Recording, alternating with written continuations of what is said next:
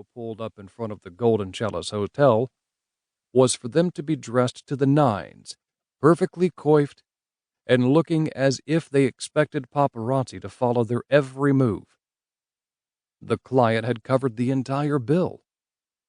In return, they wanted the apprehension of one, quote, inconsequential little man who was run up too many gambling debts that his parents no longer wished to cover.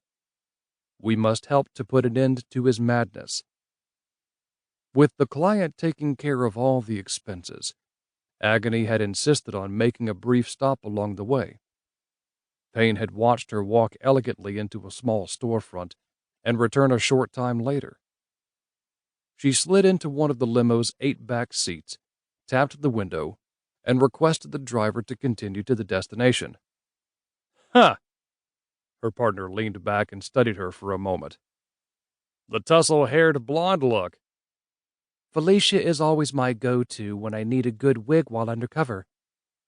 Felicia knows her business. He had a twinge, a very small twinge, of pity for the mark they would target. The poor bastard didn't stand a chance. One more time? He asked as they drew closer to the hotel.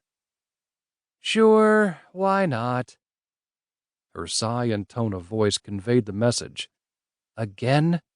Weren't the first 20 times enough? She pulled the 3 pairs of dice out of her little couture purse and displayed them on her open palm.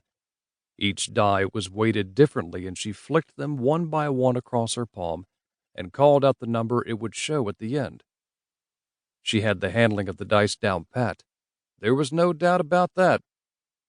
It would take a couple of episodes of manual dexterity and distraction for her to slip them in, but they were confident about being able to pull those moments off. Loaded dice, she pointed out to him again, are highly illegal. So is card counting under certain conditions. He again defended the use of anything necessary to tip the odds of probability in their favor.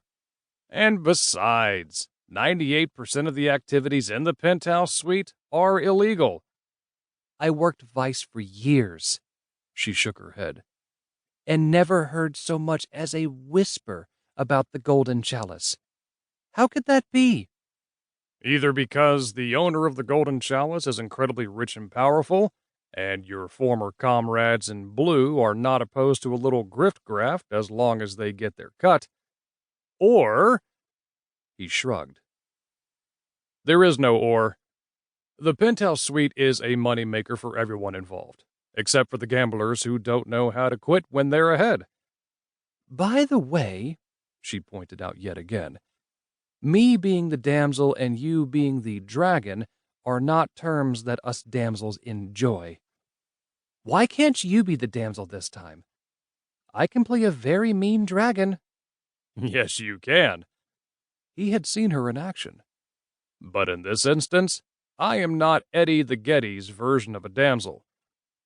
Eddie was their target. He was not related to the insanely rich Getty family at all, but he always had enough cash to burn that the nickname had stuck.